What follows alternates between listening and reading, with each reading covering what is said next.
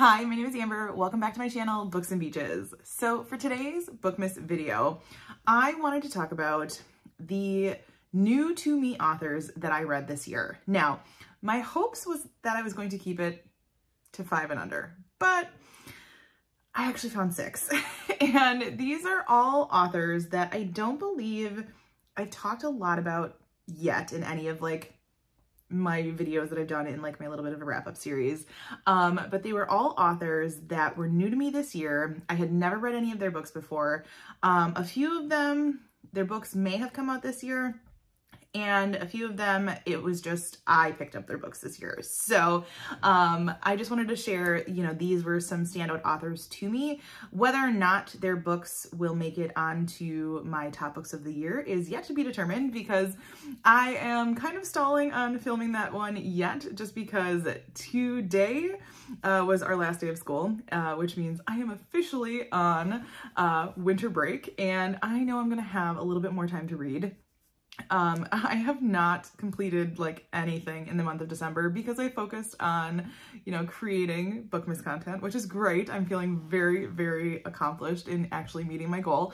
But I want to save space to actually do some reading, and just in case, I may come up with any favorites. So anyways, just a little bit of details of what's been going on around here, but let's take a look at some of my standout new to me authors this year. So the first of which was Robin Harding. I read, I'm just going to confirm, it was The Drowning Woman this year, which actually came out in, let me just double check. This was published in 2023. Now, this was not Robin Harding's first book, but is the first one that I've ever read, and I really, really enjoyed it. This is categorized as a mystery thriller mystery, and actually Goodreads calls it a deliciously twisted story of friendship, retribution, and betrayal about a homeless woman fleeing from a dangerous past. And it is, we have this homeless woman who stumbles upon this very wealthy woman, basically I think drowning in the ocean basically, and goes to save her, and their friendship kind of goes from there. And the story is very, very complicated. I don't want to give too much away because this is more about the author versus the book. But it has me very, very intrigued about what else Robin Harding has written. I know she had either a new release come out this year or it is coming out. No, I can't remember. The Haters came out this year, so it's on my list to check out. But yeah, so I really enjoyed picking up that book by Robin Harding. The next author is a very, very popular author in the book realm, whether you're on BookTube or TikTok or wherever, but it was new to me this year, and that was Rebecca Yarros. So I read, I believe, only 2 books by Rebecca Yarros this year. Very, very different books. I read both Fourth Wing and The Last Letter by Rebecca Yarros this year, and actually really enjoyed both. So I want to say I rated both 4 and 5 stars, which really surprised me since they're in such different genres. But I couldn't see myself picking up more of what Rebecca Yarros has written and will write in the future. Now, I haven't picked up the second book in the Fourth Wing series. Yes, my friend Nicole, I know, I need to pick it up, especially with the third one coming out in January. But I can see myself both picking up that one and more of her contemporary stuff because I really enjoyed both. So, like I said, she was new to me this year. I know she's not new by any means. She's been around for quite a while, but I am glad. I was kind of pushed into reading her because we read Fourth Wing for our book club back in February. And then I just picked up some of her contemporary, from the recommendation of the rest of my book club, and I'm really glad I did. So Rebecca Yarros was, a new to me author this year that I don't foresee giving up on anytime soon.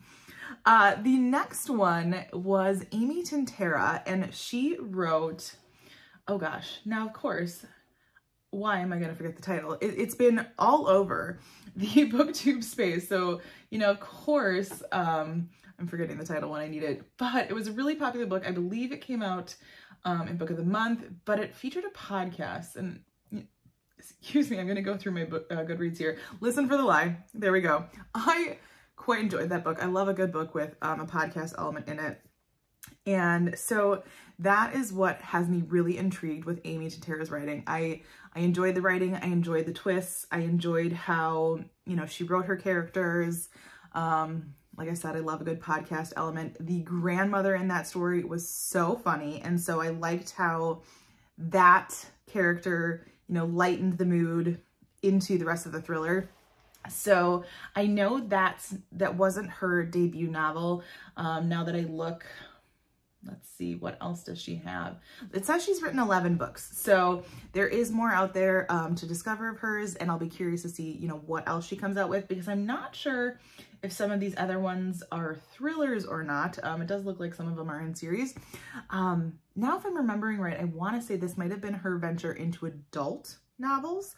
But I will look forward to, you know, what else she comes out with, because I quite enjoyed that one. So, all right, the next one that I have is Carissa Orlando, and she wrote The September House, which was recommended to me by Lindsay from Lindsay's Little Library. What a perfect atmospheric book to go into like the fall time, because that book was creepy. And this turns out was Carissa Orlando's debut book, and I don't believe she has written anything else since. But it was so, so good. This woman knows how to write, you know, an atmosphere, a setting that becomes like truly alive and just gives us, you know, that setting that becomes a character. You know, I liken it to how I felt when I read some of Simone St. James's stuff, like the Sundown Motel, where you really felt like the motel was a character. That's how I felt reading Carissa Orlando. And so I will be curious if she ends up, you know, writing any more, because yeah, that atmosphere was so, so good that I really do hope she comes out with more in the future. So the next up is a book that I do believe I did just talk about in one of my underrated books, but that was author Lori Brand, and she wrote Bodies to Die For. Now, this was her debut book, and so I think that it was so much fun. She did such a good job, you know, bringing in multiple characters and multiple perspectives, and that is something I love in a book. I, you know, love getting, well, obviously different perspectives, and I think it makes a book move really quickly and just keeps you engaged and entertained. And so I believe I said it in that video, and I'm saying it again here. I want I want to see what else she comes up with. And she wrote this book because she had knowledge of the fitness industry. So I'll be curious if she kind of stays in that realm or if she does try to do something else. So she was new to me this year. This was her debut, but I'm hoping that she continues to write more. And like I said, I could not limit it to 5. I needed to include one last one, and it was one of my favorites that I read this fall. And this was author Marcus Kleiwer. Now, once again, I probably should have looked up how to pronounce his name, but his debut was, once again, why I cannot remember. Oh my goodness. So the titles, I loved the book.